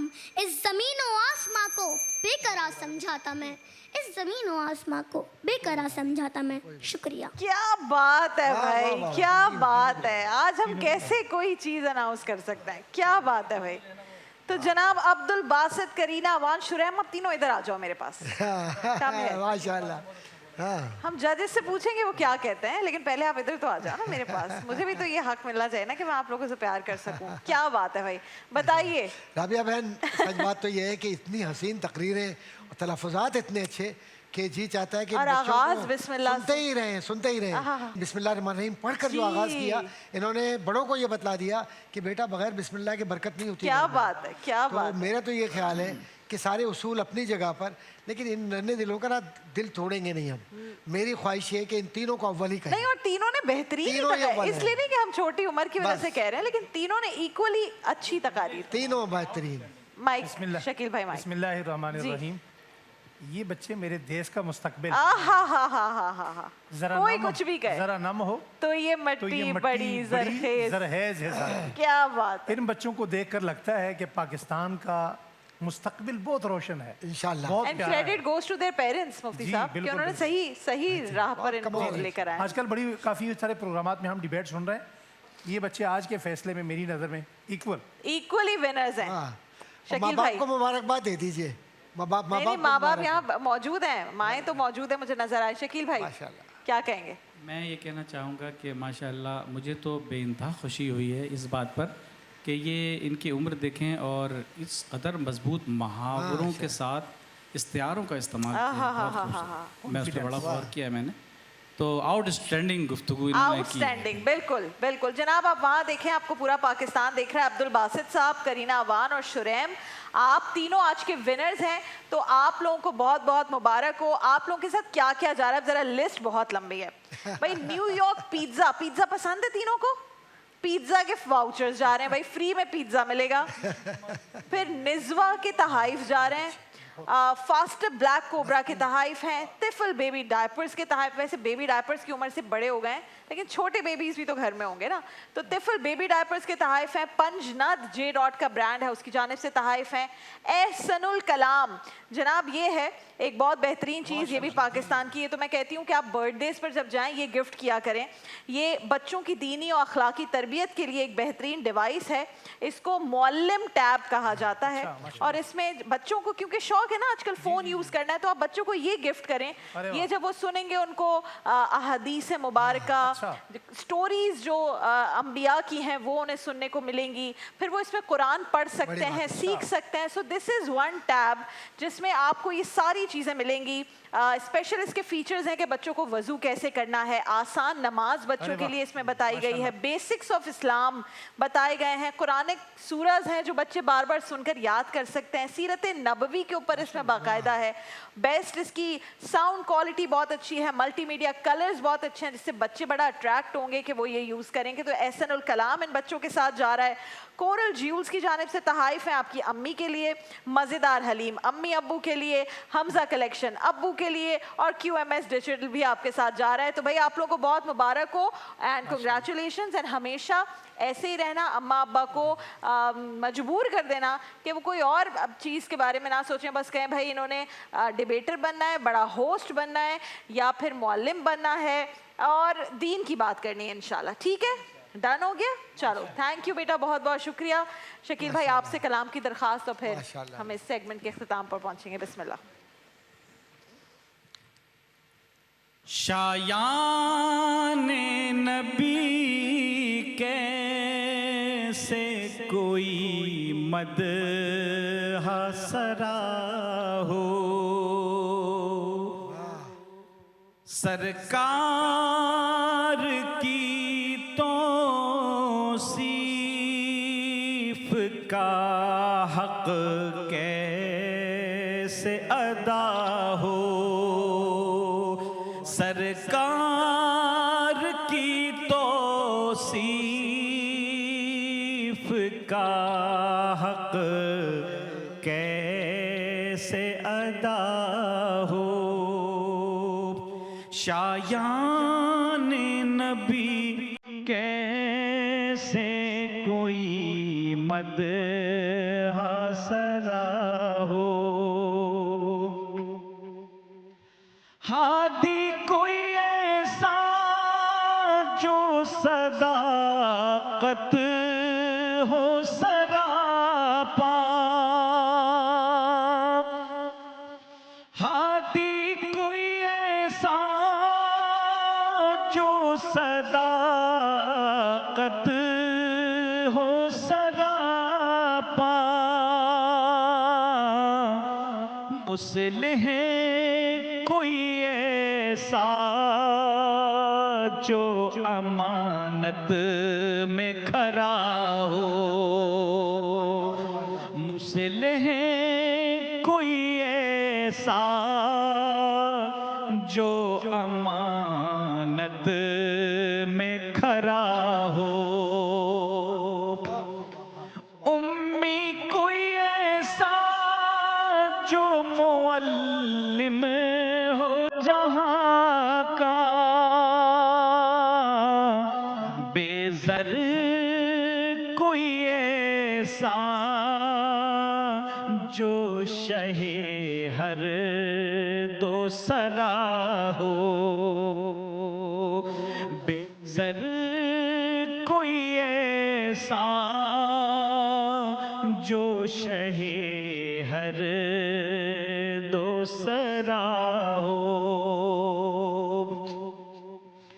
ایسا کوئی سلطان کہیں دیکھا ہے تو نے،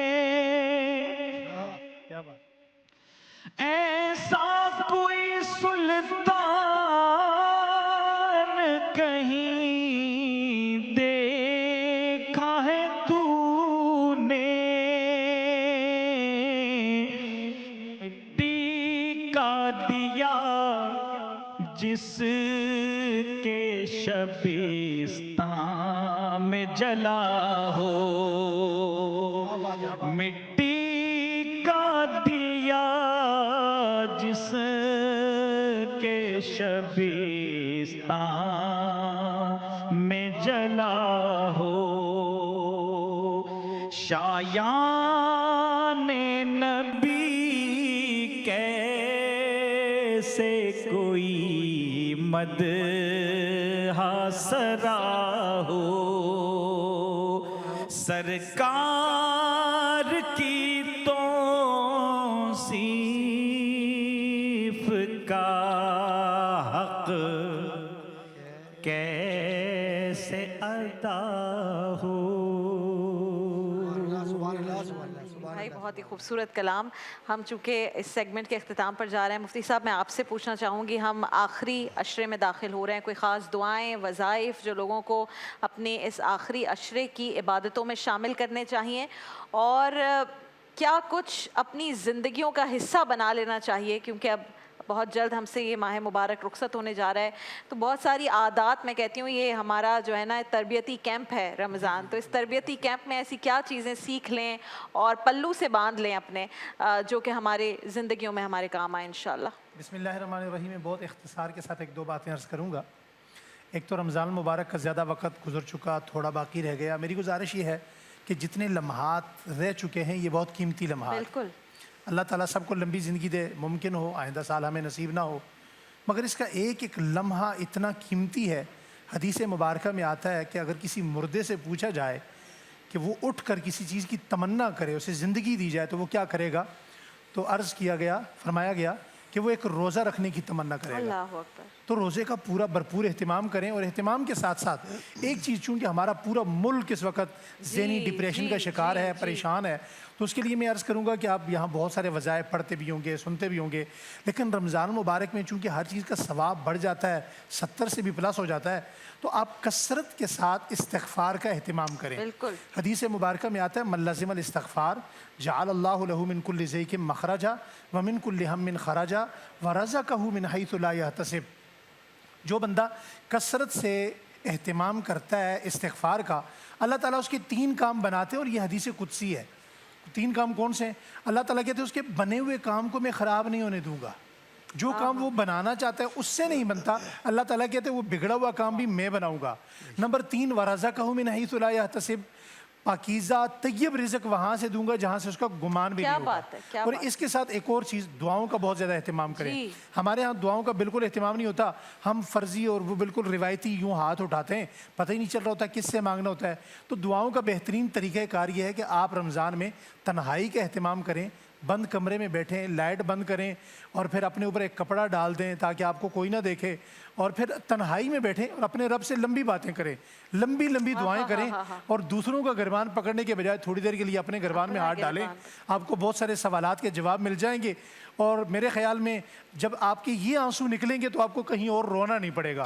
تیسری اور آخری بات جو میں کہنا چاہتا ہوں، آج بہت سارے لوگ اپنا مرشد تلاش کرتے ہیں، پیر تلاش کرتے ہیں، پیر بناتے ہیں، پیر پکڑتے ہیں، تو خدا کے لیے اس دنیا میں سب سے بڑے پیر، سب سے بڑے مرشد اپنے ماں باپ ہیں۔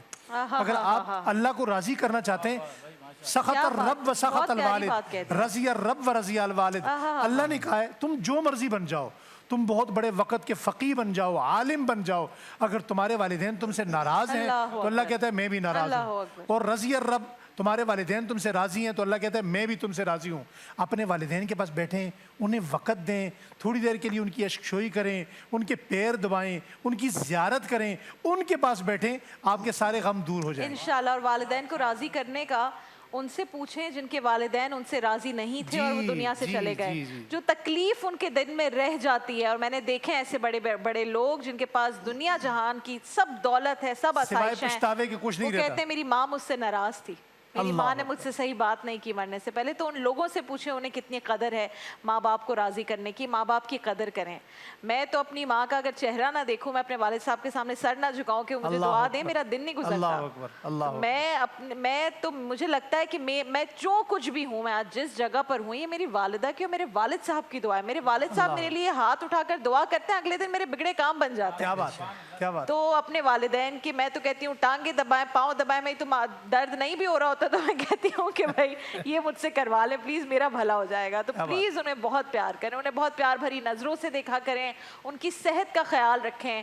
والدین کی صحت کے اوپر آپ غور و فکر کیا کریں, بتایا کریں کب انہیں واک کرنی ہے, انہیں کیا کھانا ہے, ان کی صحت کی ان کون سی اجزاء ہیں جو انہیں استعمال کرنی ہے. تو یہ پلیز اپنے ماں باپ کو اپنا فوکس بنا لیں, بہت فوکس کیا کریں ان پہ. اور یہ نہ کریں کہ آپ اپنی بیوی سے کہیں کہ تم خدمت کرو, آپ خدمت کریں گے, آپ کے والدین ہیں, آپ ان کے پاؤں دبائیں, آپ ان کو کھانا سرو کریں, آپ ان سے دعائیں لیں. اور جو بیویاں خوشی سے کرتی ہیں ان کو تو میں سلوٹ کرتی ہوں کہ اگر آپ اپنے شوہر کی محبت میں ان کے ماں باپ کا خیال رکھ رہی ہیں تو یہ پلیز ادھر ادھر سے نہ سنیں کہ جی آپ کی کوئی ذمہ داری نہیں ہے. آپ کی بالکل ذمہ داری ہے. اگر آپ محبت میں کر رہی ہیں تو آپ کو اس کا اجر ضرور ملے گا انشاءاللہ. پروفیسر صاحب, میں تو یہی عرض کرنا چاہوں گا کہ گفتار کے غازی بننے کے بجائے کردار کا غازی ہونا چاہیے. بالکل. اور سب سے بڑی جو اہم ترین بات ہے وہ یہ کہ اللہ تبارک و تعالیٰ نے یہ مہینہ جو عطا فرمایا ہے, یہ عتق من النیران, یہ آگ سے نجات کا مہینہ ہے. اور بہترین نجات کا طریقہ یہ ہے کہ ہم اپنے آپ کو پہچانیں کہ ہم نے کیا کیا غلطیاں کی ہیں, کس کس کا دل دکھایا, کہاں کہاں حق تلفی کی. کہیں ایسا تو نہیں کہ میری کوئی غریب بہن ہے اس کا میں نے وراثت کے اندر سارا حق کھا لیا اور پھر میں اس مہینے میں صرف توبہ کرتا رہوں. پہلے حق دے دیجئے پھر توبہ کیجئے. یعنی آگ سے نجات تو تب ملے گی نا جب اندر حسد کی آگ بجھائی جائے گی, حسد کی آگ بجھے, ایسا ہی ہوگا, نفرت کی آگ بجھے, عصبیت کی آگ بجھے. اور سب سے بڑی بات یہ ہے کہ اس مہینے میں ہم عہد کریں اپنے آپ سے کہ اگر مجھے قرآن پڑھنا نہیں آتا تو میں قرآن کریم پڑھنے کی صلاحیت حاصل کروں, سب سے اور اپنی زندگی میں حضور کریم صلی اللہ علیہ وسلم کی سیرت طیبہ کو مشعل راہ بنا کر اس طرح سے کوشش کروں کہ میں بجائے کسی کو برا کہوں میں اپنی برائی کو دور کروں. اور جب اپنی برائی دور ہوگی تو معاشرہ آپ کو اچھا نظر آئے گا. اور ساتھ ہی ساتھ جو یہ مہینہ ہے یہ ہمیں اس بات کا درس دیتا ہے کہ رب کی رحمتیں پکار پکار کے کہتی ہے کوئی جو میری جانب رجوع کرے کہ میں اسے معاف کروں. تو یہ عفو درگزر کے ساتھ رب کی جانب رجوع کرنے کا مہینہ ہے. اس میں کوشش کیجئے کہ رمضان المبارک کا جو پیغام ہم نے لیا اس مہینے میں 11 مہینے اس پیغام کو ہم زندہ رکھیں, اور جب تک ہم زندہ رہیں اسی پیغام کے ساتھ زندہ رہیں کہ میرے نبی کا کردار اور میرے دین کی جو محبتوں کا پیغام ہے وہ اغیار تک اس محبت کے ساتھ جائے کہ لوگ کلمہ طیبہ پڑھنے پر مجبور ہوں یہ کہہ کر کہ یہی وہ دین ہے جس میں پناہ ہے, سکون ہے, امن ہے, سلامتی ہے. اور یہ جس دن ہم نے کام کر لیا اور کسی ایک شخص نے بھی میرے نبی کا کلمہ طیبہ پڑھ لیا آپ کی اس دعوت کے ذریعے تو یقین جانیے کہ آپ نے کائنات کی ہر نعمت پا لی. کیا بات ہے, کیا بات ہے. بہت شکریہ پروفیسر ڈاکٹر محمد احمد قادری صاحب آپ کا, مفتی ابو محمد صاحب آپ کا, شکیل مدنی بھائی آپ کا بہت بہت شکریہ. اللہ آپ لوگوں کو جزائے خیر دے جو گفتگو ہوئی, جو کلام پڑھے. اور ہماری چھوٹی سی کوشش یہ ہوتی ہے کہ جو ہم یہاں گفتگو کریں صرف یہ نہیں کہ ہم یہاں لیکچر دیں کہ آپ لوگ زندگی اپنی بہتر بنائیں, یہ ہمارے لیے بھی سیکھنے کا موقع ہوتا ہے, خاص کر میرے لیے. اور میں بہت کچھ سیکھتی ہوں, میرے بڑے ہیں, بزرگ ہیں, ان سے. اور میں امید رکھتی ہوں, دعا کرتی ہوں کہ ہم سب کی زندگیوں میں اس گفتگو سے جو کلام ہم نے سنے, جو شاعری یہاں پڑھی گئی, اس سب سے ہماری زندگیوں میں یقیناً کوئی پازیٹیو چینج ضرور آئے گا. ایک بریک پر جا رہے ہیں, بریک کے بعد جب حاضر ہوں گے تو قصص القرآن.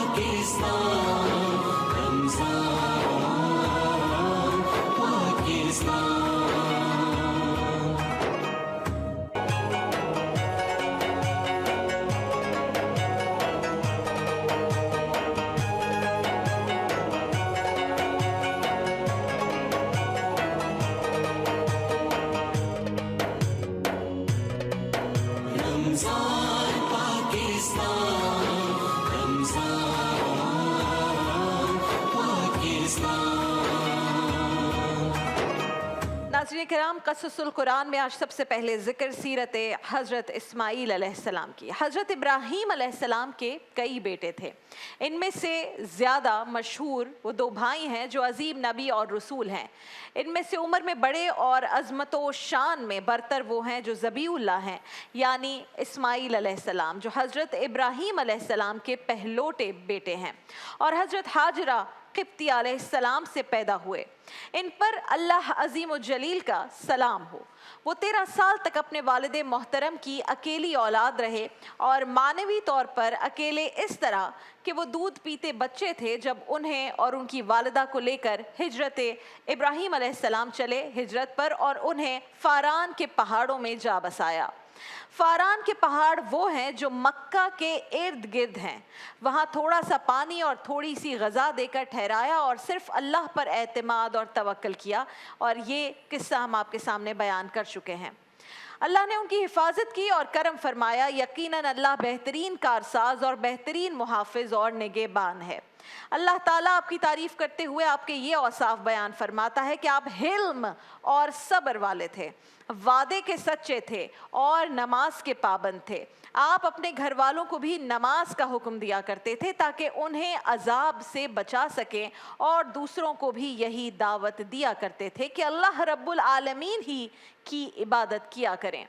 उलमाए नसब का बयान है कि सबसे पहले हज़रत इस्माईल अलैहिस्सलाम ही ने घोड़ों पर सवारी की थी। इससे पहले घोड़े आज़ाद जंगली जानवरों में शामिल किए जाते थे। आपने ही उन्हें पालतू बनाया और उन पर सवारी शुरू की, यानी घुड़सवारी शुरू की। सबसे पहले आप ही ने फ़सी व बलीग अरबी में कलाम फरमाया। आपने ये ज़ुबान अरब अरबा के उन अफराद से सीखी थी जिन्होंने मक्का में आपके पास रिहाइश इख्तियार की थी। हज़रत इस्माईल अलैहिस्सलाम उस इलाके और क़ुर्ब जवार के जो कबाइल थे उनकी तरफ मबूस हुए थे, जिन्हें में जरहम और अमालीक के कबाइल और यमन के बाशिंदे भी शामिल हैं। जब आपकी वफ़ात का वक्त आया तो आपने अपने भाई हज़रत इसहाक़ अलैहिस्सलाम को अपना कायम मकाम मुकर्रर कर दिया। अब हज़रत इसहाक़ अलैहिस्सलाम की पैदाइश के वक्त आपके वालिद माजिद हज़रत इब्राहीम अलैहिस्सलाम की उम्र 100 साल करीब थी। आपकी वालिदा हज़रत सारा अलैहिस्सलाम को जब आपकी विलादत की खुशखबरी दी गई तो वो उस वक्त 90 साल की थी, और आप अपने भाई हज़रत इस्माईल अलैहिस्सलाम से 14 साल बाद पैदा हुए थे। अल्लाह ताला का इरशाद है कि और हमने इब्राहीम को इसहाक़ की बशारत भी दी कि वो नबी और नेकोकारों में से होंगे, और हमने उन पर और इसहाक़ पर बरकतें नाजिल की थी, और उन दोनों की औलाद में से नेकोकार भी हैं और अपने आप पर सरीह जुल्म करने वाले यानी गुनाहगार भी हैं। नाज़रीन किराम, अहले किताब कहते हैं कि हज़रत इसहाक़ अलैहिस्सलाम ने अपने वालिद की ज़िंदगी में जो रुफ़क़ा बिनते बतावील बताया जाता है नाम, उनसे शादी की, और उस वक्त उनकी उम्र 40 साल थी और वो बांझ थीं। आपने अल्लाह से दुआ की तो वो उम्मीद से हो गई। फिर उनके यहाँ 2 बेटे पैदा हुए। एक का नाम गैसू था, जिसे अहले अरब में गैज़ भी कहते हैं, वो रोमियों का जद्द अमजद है, और दूसरा जो अपने भाई की एड़ी पकड़े हुए पैदा हुआ उसका नाम याकूब रखा गया।